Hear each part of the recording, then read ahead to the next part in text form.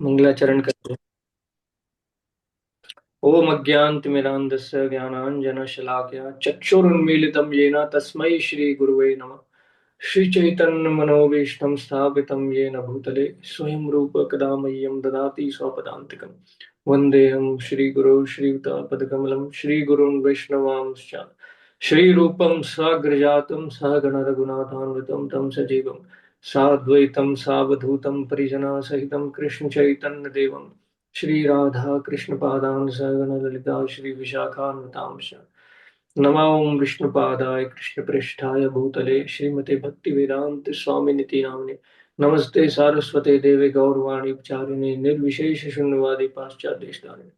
हे कृष्ण करुणा सिंधु दीन बंधु जगतपते गोपेश गोपिका कांत राधा कांत नमोस्तुते। तप्त कांचन गौरांगी राधे वृंदावनेश्वरी विश्वानुसुते देवी प्रणमामि हरिप्रिय। वाञ्छाकल्पतरुभ्यश्च कृपा सिन्धुभ्यैव च पतितानां पावनेभ्यो वैष्णवेभ्यो नमो नमः। जय श्री कृष्ण चैतन्य प्रभु नित्यानंद श्री अद्वैत गदाधर शिवासादि गौर भक्तवृंद। हरे कृष्ण कृष्ण कृष्ण हरे हरे हरे राम राम राम हरे हरे। हरे कृष्ण कृष्ण कृष्ण हरे राम राम हरे हरे। हरे कृष्ण कृष्ण कृष्ण हरे राम राम हरे हरे। दंडवत प्रणाम सभी भक्तों को। तो आज बहुत दिनों के बाद वापस से कथा करने का मौका मिला।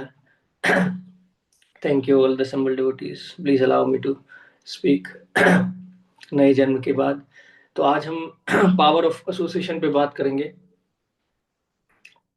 तो श्रीला प्रभुपाद की कृपा से हमको इतना सुंदर भक्तों का संग मिला है।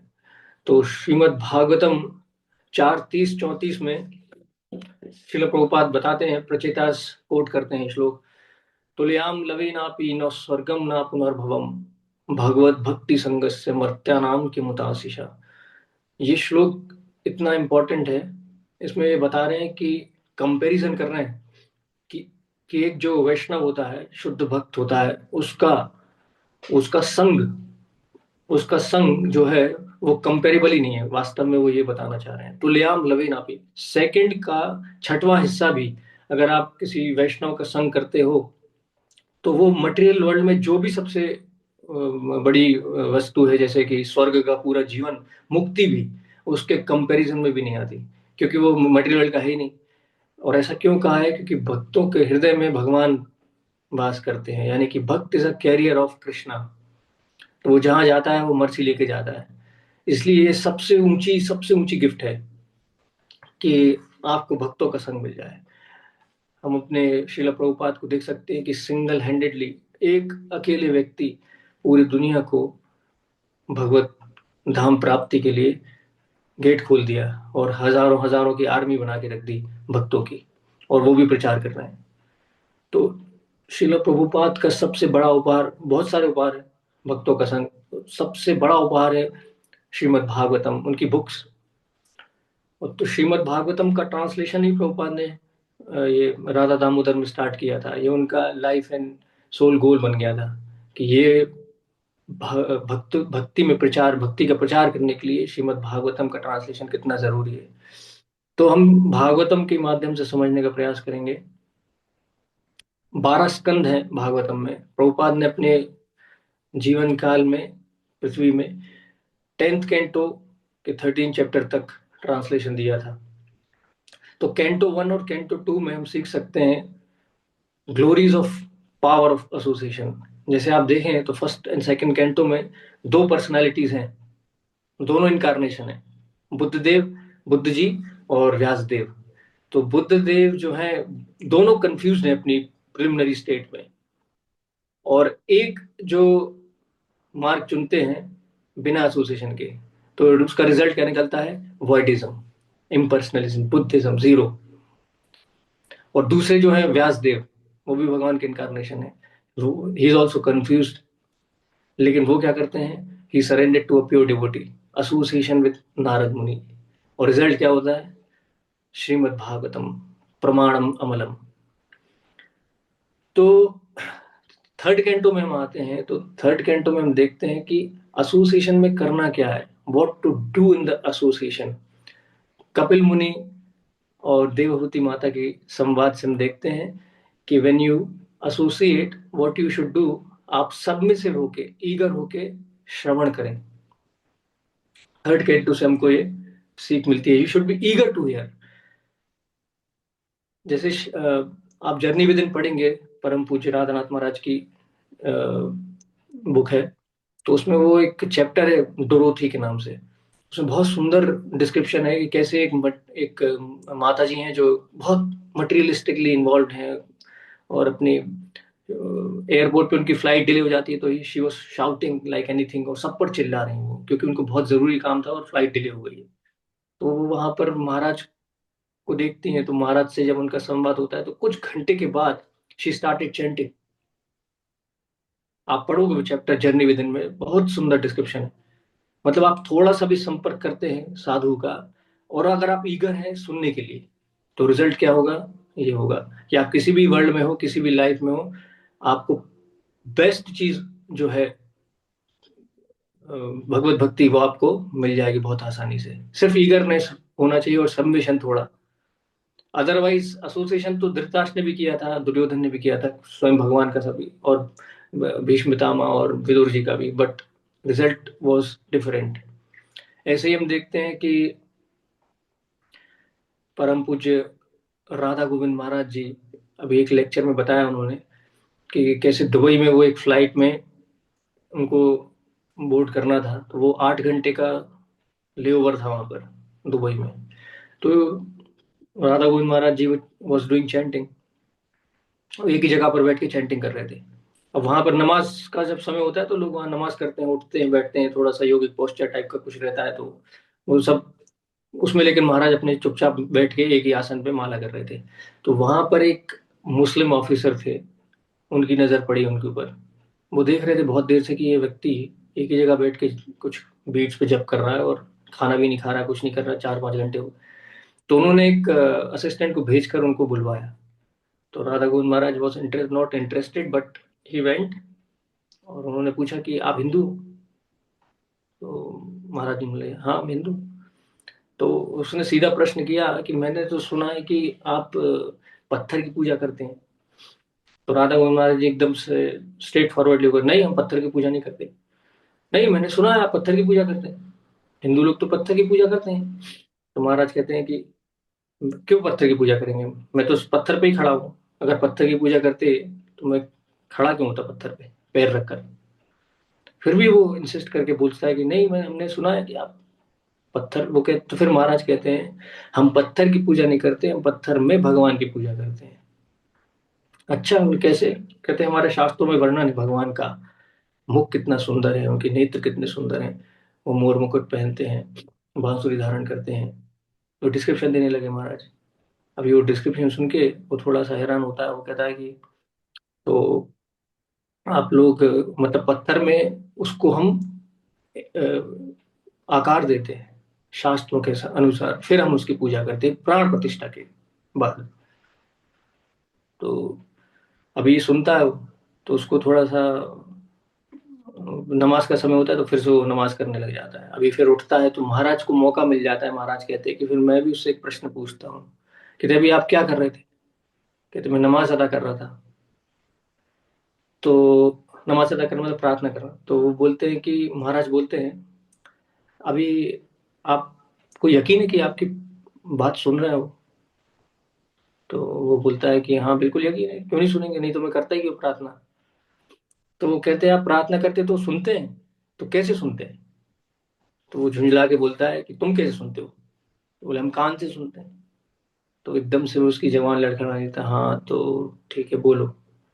तो राधा गोविंद महाराज फिर आगे उसको आगे बात बढ़ाते हैं, कहते हैं अच्छा सुनते हैं, आपके अल्लाह सुनते हैं, तो क्या कभी कभी बोलते भी हैं क्या, कि केवल सुनते हैं? वो सुनते हैं तो कान से सुनते हैं, हाँ। तो कहते कभी बोलते हैं क्या? तो फिर थोड़ा झल्ला के बोलता है हाँ बोलते हैं, क्यों नहीं बोलेंगे, जब मुंह सुनेंगे तो बोलेंगे भी। तो कहते कैसे बोलते हैं? कहते तुम कैसे बोलते हो? मतलब मैं मुंह से बोलता हूँ। तो बस, तो फिर उसके बाद तो फिर महाराज जी उनको पूरा बताते हैं कि अगर केवल कान है, मुंह है, तो हाथ पैर भी होंगे। तो वो व्यक्ति जो है बहुत कन्विंस्ड हो जाता है, कहता है आज इतना बड़ा विज्ञान मुझे मिला, आज तक मुझे समझ में नहीं आया, आज मुझे यकीन हो गया कि हिंदू लोग जो करते हैं वो बहुत बड़ी साइंस है, वास्तव में भगवान का रूप सब होता है। और फिर वो महाराज से इतना कन्विंस हो जाता है, उनको गिफ्ट देता है घड़ी और नंबर देता है अपना कि आप जब भी आएंगे आप कृपया करके हमसे, मतलब हम्बल हो जाता है वो। This is the power of association. तो थर्ड कैंटो में हमने ये सीखा कि eagerness to hear and with submission, तो result will be your heart is transformed. फिर फोर्थ कैंटो में अगर हम आएंगे तो भागवतम के फोर्थ कैंटो में हम देखेंगे कि भजन क्रिया करनी कैसे है। ध्रुव महाराज का example, determination, without determination you can not sustain. Maharaj Prabhupad बोलते हैं कि if you do not have determination then you are like a animal. तो ध्रुव महाराज की एग्जेम्पलरी डिटर्मिनेशन से हम सीख सकते हैं कि हमें भक्ति में इस तरह की दृढ़ता चाहिए होगी। 4 दिन सुबह उठ गए, फिर 5वें दिन छुट्टी कर ली, 6वें दिन छुट्टी कर ली, ऐसा नहीं चलेगा। You have to be constantly keeping the focused life. Priority में भक्ति होनी चाहिए। हाँ, रिस्पॉन्सिबिलिटी हमें पूरी करनी है, लेकिन भागवतम का एक श्लोक कहता है तस्यैव हेतु प्रयते तकोवितो न लभ्यते यद भ्रमताम पर्यता तल लभ्यते दुःखवद अन्यथा सुखम कालीन सर्वत्र गभीर रमसा। जो ऑलरेडी डेस्टाइंड है, इसके लिए इसमें आपको फेथ होना चाहिए कि जो ऑलरेडी डेस्टाइंड है उसके आगे पीछे आप कुछ नहीं कर सकते। इसका मतलब ये नहीं कि आप निठल्ले होकर बैठ जाओ, क्योंकि भगवान ने तो भगवत गीता में बोला है यू हैव टू फाइट। लेकिन डेस्टिनी का भी हमको ध्यान होना चाहिए कि अत्यधिक प्रयास नहीं करना चाहिए, क्योंकि जो देह आपको मिला है उसकी सबसे फर्स्ट प्रायोरिटी है, उसकी फर्स्ट ड्यूटी है भगवत भजन, बाकी उसके अराउंड होना चाहिए। You should not compromise that. तो फोर्थ कैंटो में आपको डिटर्मिनेशन देखने को मिलता है। और फिफ्थ कैंटो में अगर हम आगे बढ़े तो उसमें बताते हैं कि अगर आपका एसोसिएशन भी है, भजन क्रिया भी है, लेकिन अगर आपने एसोसिएशन छोड़ दिया तो इट विल बी एनिमलिस्टिक। मतलब जड़ भरत की कथा हम देखते हैं भरत महाराज की, कि उनके पास एसोसिएशन नहीं होता तो ही has to accept the body of a deer. तो भजन आप भाव भक्ति में भी हो तब भी आपको साधु की संग की आवश्यकता पड़ेगी ही। तो फिफ्थ कैंटो में मुझे भरत महाराज बहुत अच्छे से भक्ति कर रहे थे, लेकिन वो अकेले थे। अकेले से आप अपना सेंसेस को प्यूरिफाई कर सकते हो प्रसाद ग्रहण करके, मन को कर सकते हो चैंटिंग करके, इंटेलिजेंस को कर सकते हो शास्त्र पढ़ के, लेकिन फॉल्स ईगो का क्या? मैं ये हूं, मैं ये, उनको लग रहा था ना कि मैं कर रहा हूं उसकी सेवा। फॉल्स ईगो को कैसे प्यूरिफाई करोगे? False ego can only be purified in the association of devotees by being submissive. फिर सिक्स्थ कैंटो में और सेवेंथ कैंटो में हम देखेंगे कि एसोसिएशन से आप प्राप्त क्या करते हो, व्हाट यू गेन। जैसे Ajamil, Ajamil got association, he slips, he got association of Vishnudut and he got get back to Godhead. Seventh canto में प्रहलाद महाराज, association of devotee, नारद मुनि never slips, unimaginable form of Vishnu, Narasimha अवतार देखा उन्होंने। और एट्थ कैंटो में हम ये सीखते हैं और नाइन्थ कैंटो में कि हमें क्या नहीं करना चाहिए। आपको बलि महाराज का भी संग मिला है शुक्राचार्य जी को, लेकिन बीइंग डुप्लिसिटस एंड एनवियस उसका फायदा नहीं उठा पाया वो। और टेंथ नाइन्थ कैंटो में हम देखते हैं दुर्वासा मुनि की कथा आती है, जो हमें सबसे ज्यादा आवश्यक है, अति आवश्यक है कि उसका ध्यान रखना होगा, ऑफेंड नहीं करना। अगर ये कर दिया आपने, वो महाराज बोलते हैं कि एक चीज अगर आप नहीं करो तो भगवत प्राप्ति बहुत आसान हो जाती है। क्या? वैष्णव अपराध। वैष्णव अपराध का बहुत क्लासिफाइड डिटेल्स हैं, हम बहुत डिटेल में उसको जा सकते हैं, लेकिन मोटे तौर पे हम ये समझे कि हमको ऑफेंड नहीं करना चाहिए ग्रॉस या सटल लेवल पे। और अगर आप ये सब का पालन करोगे तो the result will be the 10th canto, direct आप भगवान के साथ संपर्क कर सकते हो। कृष्णा बुक आप पढ़ेंगे तो बहुत सुंदर कथा दी है, प्रभुपाद ने बहुत सुंदर तरीके से ट्रांसलेशन दी है। तो ये सब हम देख रहे हैं कि भक्ति में सबसे इंपॉर्टेंट है association. If you are associating with pure devotees in the mood of servant of the servant of the servant, humility अपने आप कभी ना कभी आएगी। और humility is the heart of bhakti. Radhanath Maharaj कहते हैं कि if you are humble then there will be no ego, you can not offend anyone. क्योंकि जो हम्बल व्यक्ति होता है वो अपने से नीचे किसी को समझता ही नहीं है। एंड महाराज ने ये भी बोला कि अगर आपको लगता है कि आपको किसी ने ऑफेंड किया है तो आपको ये सोचना चाहिए कि यू आर अ क्रिमिनल, और criminal can not be offended. आप यहाँ मटेरियल में हो, that means you are a criminal. और जब आप ऑफेंस नहीं लोगे तो you will be down to earth always. तो हम इतना सुंदर प्लेटफॉर्म आनंद नाम प्रभु जी ने दिया है हमको, तो हम बहुत आभारी हैं उसके। Thank you for accepting us, and please keep us always in the association of devotees. कोई अपराध भी हो जाए तो क्षमा करिएगा। वंशाकल्पतरुभ्यश्च कृपा सिन्धुभ्यैव च पतितानां पावनेभ्यो वैष्णवेभ्यो। जय श्रील प्रभुपाद, जय गुरु महाराज। Thank you.